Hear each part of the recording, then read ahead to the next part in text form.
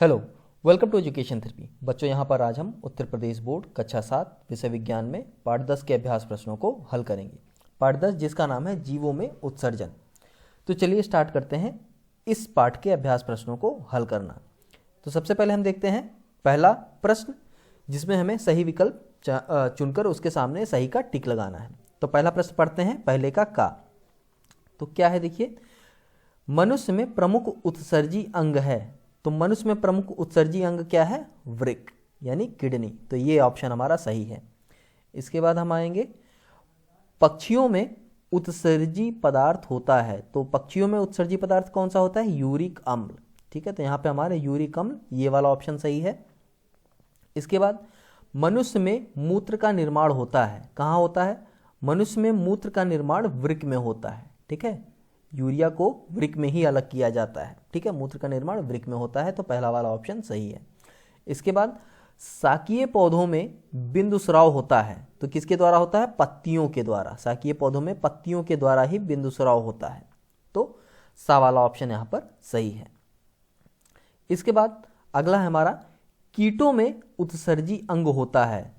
तो कीट जो होते हैं उनमें उत्सर्जी अंग होता है मैलपीघी नलिकाएं। ठीक है, ये वाला ऑप्शन हमारा यहाँ पे करेक्ट है। इसके बाद सेकंड क्वेश्चन में आते हैं, जहाँ पे हमें रिक्त स्थानों की पूर्ति करनी है। तो पहला देखते हैं, अपशिष्ट पदार्थों को शरीर से बाहर निकालने की क्रिया को हम क्या कहते हैं? उत्सर्जन कहते हैं। ठीक है, इसके बाद यूरिया का निर्माण कहाँ होता है? यकृत में होता है। मछलियों में अमोनिया जो है ये क्या है? उत्सर्जी पदार्थ होता है। केंचुए का उत्सर्जी अंग क्या होता है? उत्सर्गिकाएं होती हैं। ठीक है, केंचुए में जो उत्सर्जी अंग होता है वो उत्सर्गिकाएं होती हैं। इसके बाद घोघा में उत्सर्जी पदार्थ अमीनो अम्ल होता है। ठीक है, क्या होता है? अमीनो अम्ल, ये घोघा में होता है। थर्ड क्वेश्चन में आते हैं, यहाँ पे हमें सही कथन के सामने सही और गलत के सामने गलत का निशान लगाना है। तो चलिए इसमें देखते हैं। पहला, मनुष्य में प्रमुख उत्सर्जी पदार्थ अमीनो अम्ल होता है। तो गलत है ये स्टेटमेंट, यानी ये वाला गलत है। मूत्र का निर्माण यकृत में होता है, ये भी गलत है। रक्त में यूरिया की मात्रा अधिक होने पर यूरेमिया नामक रोग होता है, सही बात है। यूरिया की मात्रा अधिक हो जाएगी तो यूरेमिया नामक रोग हो जाएगा। हींग पौधे से प्राप्त एक उत्सर्जी पदार्थ है, ये भी सही है। वृक्क के खराब हो जाने पर अपोहन की आवश्यकता होती है, सही। अपोहन मतलब डायलिसिस की आवश्यकता होती है। ठीक है, फोर्थ क्वेश्चन आते हैं, इसमें हमें स्तंभ का और स्तंभ खा में सही मिलान करना है। तो नाइट्रेशियम क्या है? बिंदुस्राव होता है इसमें।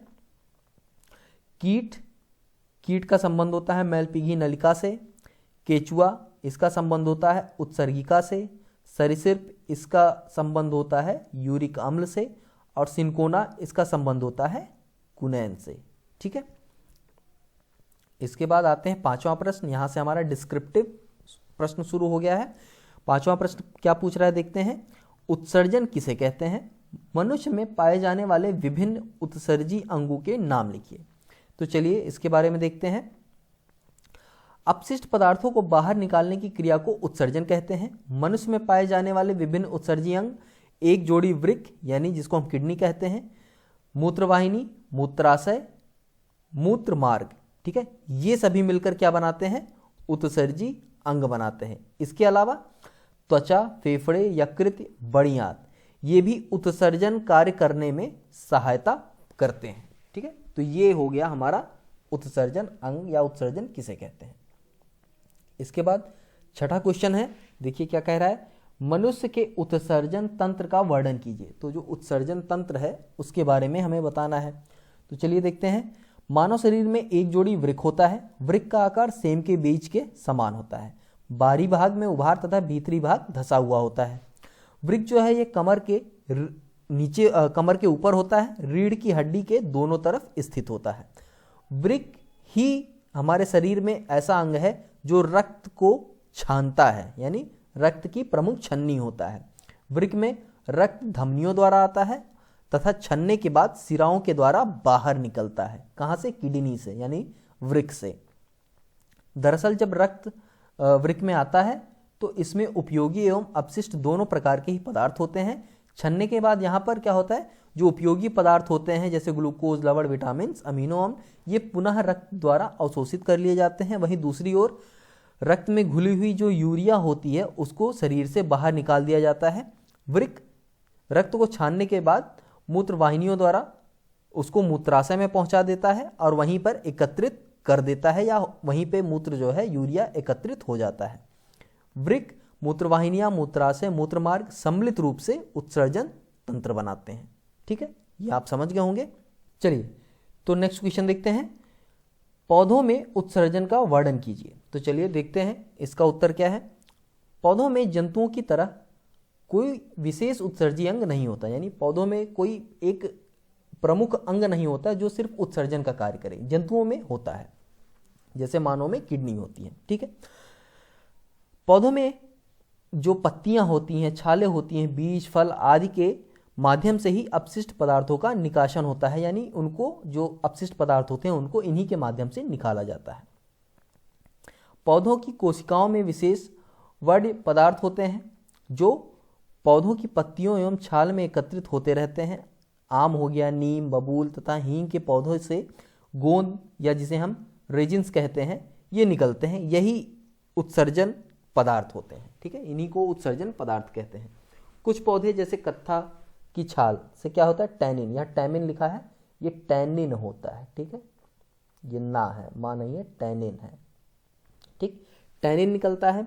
चीड़ के तने से तारपीन का तेल निकलता है। इसी प्रकार जो लेटेक्स होते हैं, जैसे मदार उदार के पेड़ हो गए, उसमें क्या होता है, वो दूध निकलता है। तो लेटेक्स हो गए, रेजिन्स हो गए, रेजिन्स को हम गोंद भी कहते हैं। ठीक है, यहाँ भी टैमिन लिख गया है, ये भी टैनिन है। ठीक है, इसको मैं थोड़ा सा काट के यहाँ लिख देता हूँ। देखिए इसको हम क्या कहते हैं, ये टैनिन है। ठीक है, इसको टैनिन कहते हैं। ठीक, तो टैनिन, हींग आदि ये सब क्या हैं, पौधों से निकलने वाले उत्सर्जी पदार्थ हैं। ठीक है, ये सब पौधों से निकलने वाले उत्सर्जी पदार्थ हैं। वहीं शाकीय पौधों की बात करें तो इनमें श्वसन क्रिया में बनी जो कार्बन डाइऑक्साइड होती है ये पत्तियों में पाई जाती है, या पत्तियों में पाई जाने वाले जो रंध्र होते हैं उनके द्वारा बाहर निकल जाती है। ठीक है, इस तरह से उत्सर्जन होता है पौधों में।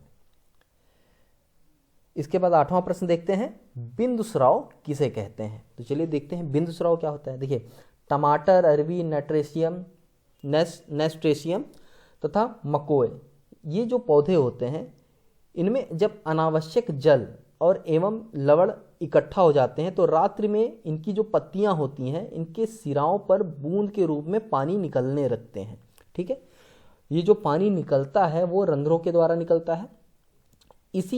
इस प्रकार का जो उत्सर्जन होता है उसी को हम क्या कहते हैं, बिंदुस्राव कहते हैं। ठीक है, तो बिंदुस्राव क्या है यहाँ पे ये आप समझ गए। चलिए तो यहाँ पर इस पाठ में जितने प्रश्न थे सारे आपके हल हो चुके हैं। फिर भी कहीं कोई प्रश्न का उत्तर नहीं समझ में आया हो तो आप कमेंट बॉक्स में पूछ सकते हैं। वीडियो अच्छी लगी हो तो वीडियो को लाइक करें और शेयर करें। चलिए आज के लिए बस इतना ही, मिलते हैं नेक्स्ट वीडियो में, तब तक के लिए धन्यवाद।